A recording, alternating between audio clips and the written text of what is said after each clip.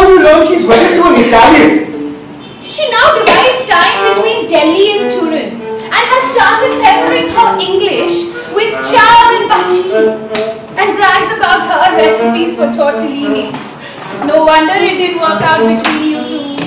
Pallavi was a belladonna trapped in a Maharashtrian body. You were always somewhat of an outraged German, brooding over holocausts that others had gotten away with, while you must commit eternal self-flagellation for having once gotten a girl pregnant and agreeing to her suggestion for a termination and not saying the right things on the drive to the clinic and not holding her tightly enough on the way back home. You never saw her again. The engagement ring was sent back with a friend and a note. Glad my child didn't have a father like you. Pallavi's parents still live in their road-facing flat at Mascot. Those who decide to live here will need Paresh Bhai's number. It's the city's Paresh Bhais who decide who will reside, who will float unto eternity in the formaldehyde of unsettlement. Years can evaporate in disbelief over not finding a home in an island of 17 million. Paresh Bhai will say, "Hello, boss.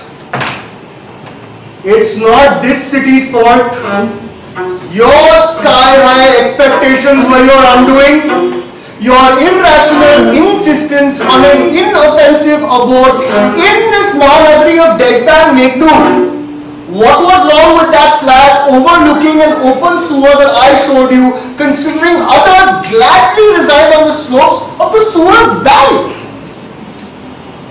Their lives lived at an incline so steep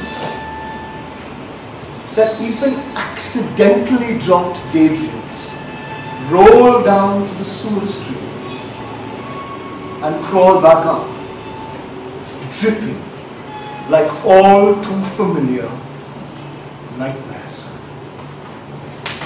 Marooned amidst marshland between two suburban stations, one can spot these complexes of dereliction from the train. Endless rows of buildings sandwiched closely together.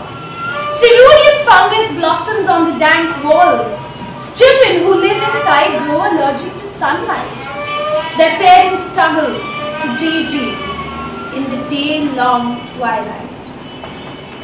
In this landscape, riddled with puddles of glistening crimson,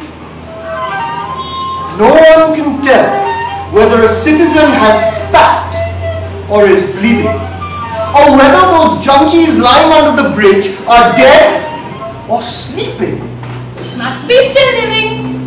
The syringes stuck in their forearms occasionally twitch, in tandem with the beats of the Ganesha procession. That will take 4 more hours to reach its seaside destination, unless it crosses path with a Muharram Julus, in which case we're done for. Down your shutters, abandon office, pick up the kids and rush home. The Hindus and Muslims are going to be at it again. Happy Whiting! Partition's bloodthirst is yet to end.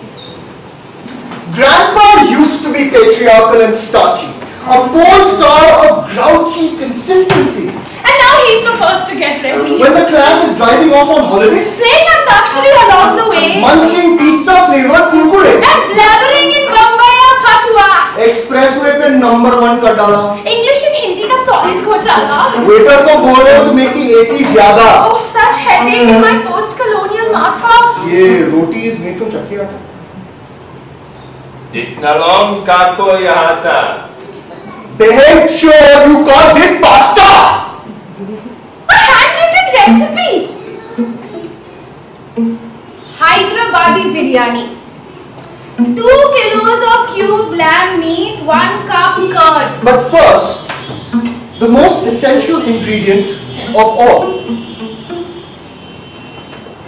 Recipe-abiding citizens are God's gift to the Republic. No 7 chilies, or only 3 have been indicated. Wait a minute. Shrimps, olive oil, oregano and paprika. What the? Are you making biryani or paella? Who said you could mix Kathakali and salsa? Ram Bhimpalsali said to Bristol trip hop. That's it. We've heard enough. They claim this culture is too old. Its center will always hold, even if its sitars twang out the blues in Teen Tal and e-pundits demand payment over PayPal. Shiny, backlit avatars of old habits. The more things change, the more they remain the same. A city retreating into the skies. Gaze down from balconies like bored gods. They can barely believe their eyes when surveyed from floors 25 and up. Mumbai looks just like Shanghai.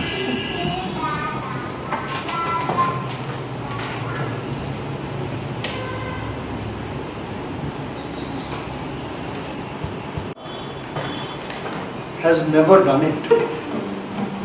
Never taken life.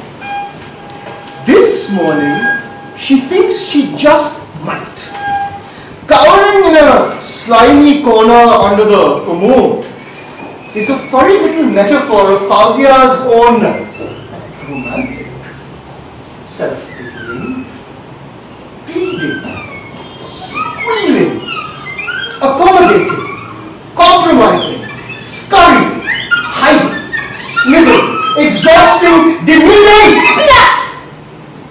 Spunk through its beady eyes with a wooden heel and scraped into the garbage bin is Fauzia's initiation into the grown-up world of rat-assassinating practical mindedness.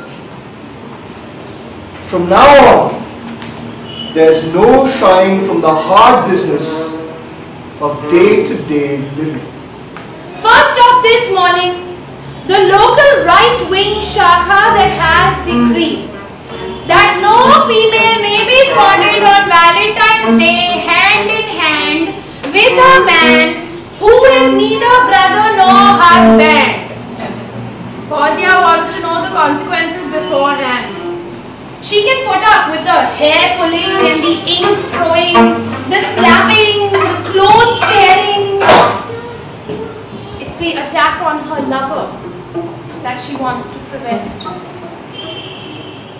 Why drag an innocent Aussie expat into local politics of hate? So the Shaka chief suggests a simple solution.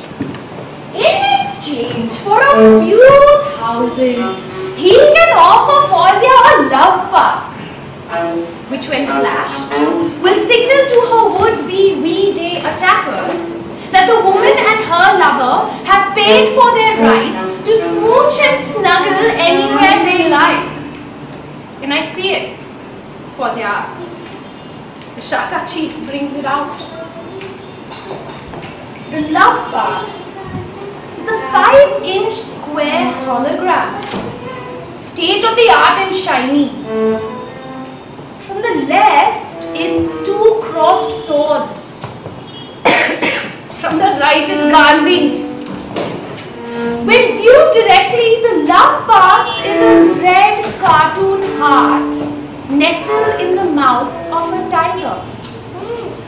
We've got all wings covered, the Shaka chief points out. Hardline, radical, center. Back on the streets, Fauzia thinks she knows what it's like to be a bird, stuck in flight, flapping and flailing from ledge to roof, unable to find a spot to alight in this city that is all snarling surface and blinding lights, and the empty stomach rumble from 24/7 construction sites where tentacular cranes wind non-stop atop upcoming skeletons of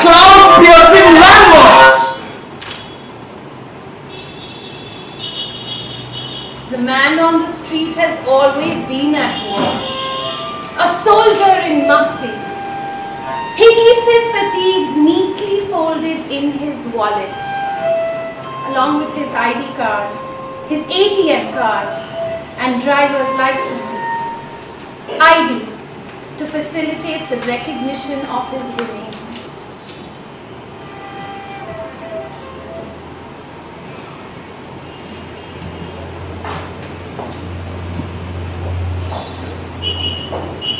This city.